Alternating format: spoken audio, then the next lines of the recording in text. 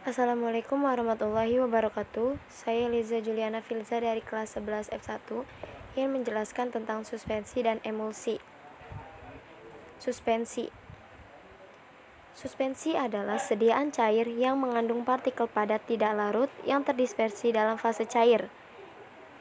Hal yang sangat penting dalam suspensi yaitu suspensi harus dikocok dengan baik sebelum digunakan untuk menjamin distribusi bahan padat yang merata dalam pembawa, sehingga menjamin keseragaman dan dosis yang tepat. Stabilitas suspensi yaitu kondisi suspensi di mana partikel tidak mengalami agregasi dan tetap terdistribusi merata. Penilaian stabilitas suspensi. Yang pertama, volume sedimentasi. Yang kedua, derajat flokulasi. Yang ketiga, metode reologi. Yang keempat, perubahan ukuran partikel. Faktor-faktor yang mempengaruhi stabilitas suspensi yaitu ukuran partikel, kekentalan atau viskositas, jumlah partikel atau konsentrasi, dan sifat atau muatan partikel.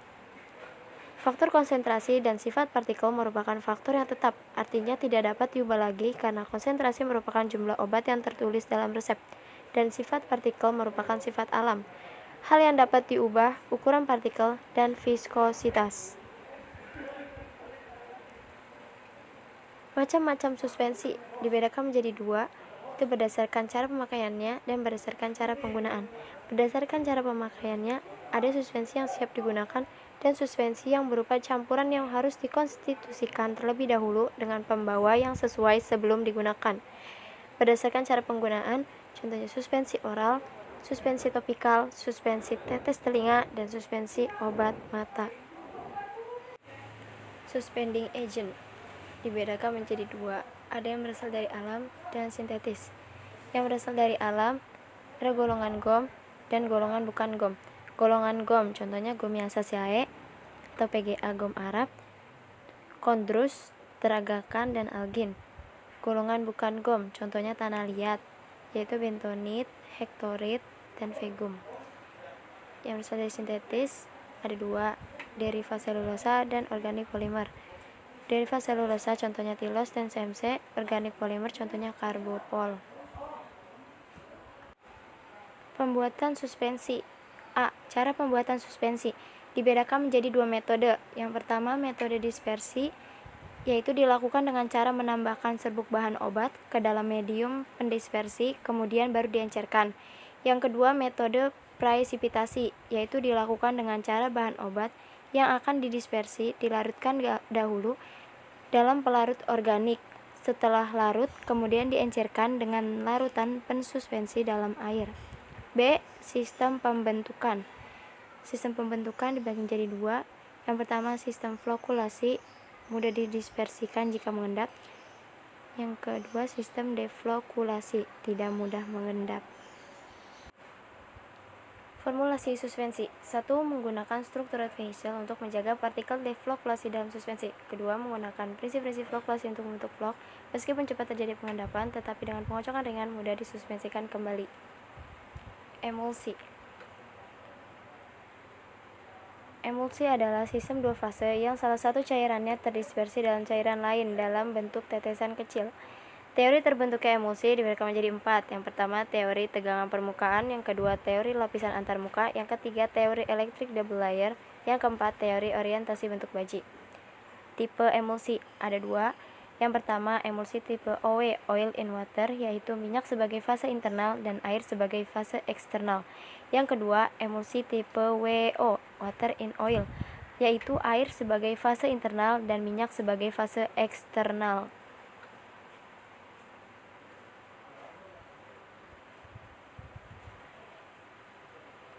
Komponen emulsi dibedakan menjadi dua, ada komponen dasar dan komponen tambahan. Komponen dasar terdiri dari fase terdispers, fase kontinu, emulgator atau zat pengemulsi. Komponen tambahan terdiri dari korigen koloris warna, korigen odoris aroma, preservatif atau pengawet, dan antioksidan yaitu alfa tokoperol dan asam galat.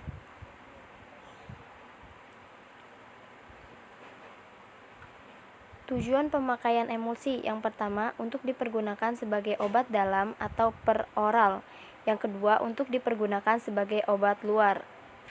Membedakan tipe emulsi dengan cara pengenceran, konduktivitas listrik, pewarnaan atau pengecatan, uji arah creaming, dan uji kertas saring atau COCL. Ketidakstabilan emulsi. Yang pertama, creaming. Memisahnya emulsi menjadi dua bagian. Yang kedua, koalescense. Yang ketiga, inversi, yaitu perubahan tipe emulsi dari Ma ke Am.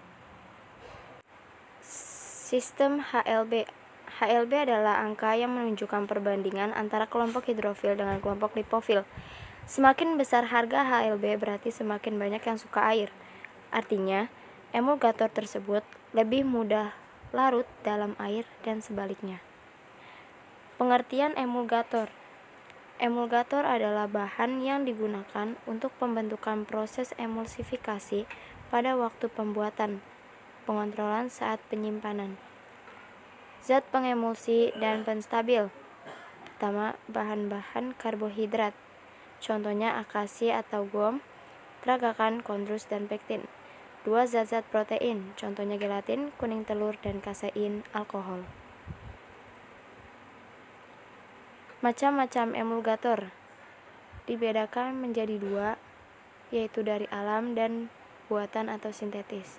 Yang berasal dari alam yaitu tumbuhan, contohnya gom dan tragakan, hewan, contohnya adepsane dan kuning telur, tanah mineral, contohnya bentonit dan vegum.